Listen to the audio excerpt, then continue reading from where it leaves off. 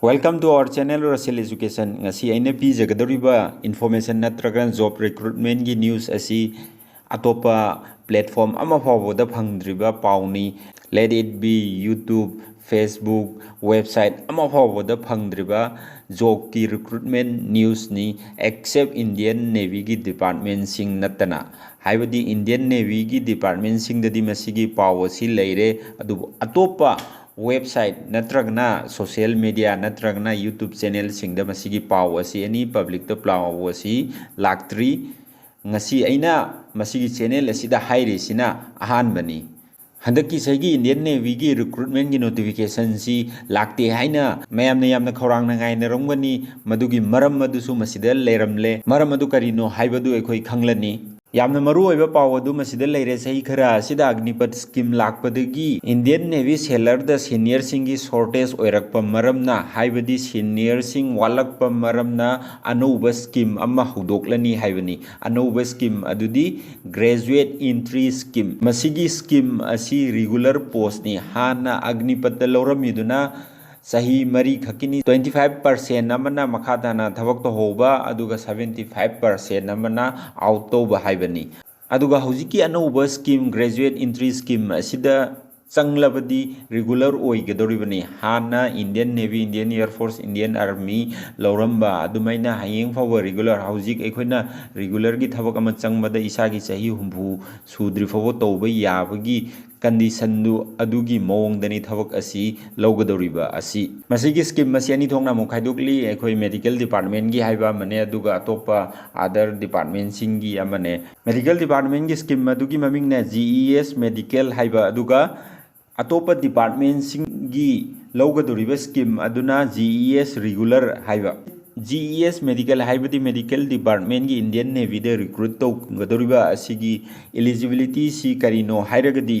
GES medical thananabagi dama graduation pass to darkar oi graduation da 60% and above phangadaba aduga graduation gi stream na masida piriba sing asini occupational therapy paramedical technology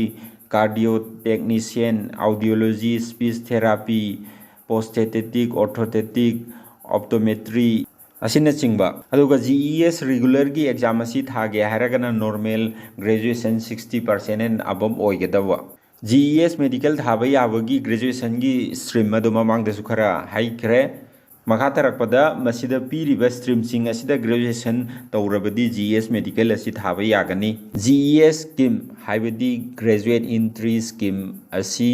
100 mark ki exam oigani aduga masi section mari thongna khaidokani Hanba section da English da 25 question oigani aduga 25 mark oigani general knowledge da 25 question oigani aduga 25 mark adumak oigani general science da 25 question oigani marks su 25 mark oigani medical science da 25 question oigani aduga marks su 25 mark adumak oigani aduga GES scheme regular gina medical science ki mahutta mathematics oigani mathematics question kunmanga mark kunmanga oigani GES scheme gi syllabus asi masida leire section 1 English da comprehension sentence formulation and error spotting grammar and vocabulary section 2 da general knowledge amadi reasoning ability masigi apunba mark na kunmanga English da su mark kunmanga ni aduga general knowledge amadi reasoning da su mark kunmanga ni general knowledge ga reasoning ga si pulakani general knowledge dana mark 35 oigani aduga reasoning dana mark 10 oigani general knowledge amadi reasoning gi syllabus asi masida leire masi nakhoina screenshot lahorga details oina yengbi section 4 si mathematics oigani masida su mark 15 question 15 oigani masi gi syllabus asi su masida leire section 3 dana general science asida su question 15 ni physics da mark 33 question 33 chemistry and biology gi mark 9 question 9 computer application da mark manga question manga oigani aduga general science ki akupa syllabus adusu masida leire GES regular ga GES medical ga exam pattern da khenar kadurbe si section 4 khaktani section 1 dagina 3 fobudi animakta chap managani GES medical gina section 4 si medical science oigani GES regular gina section 4 si mathematics oigani aduga masiga loinana makhata ba paw amana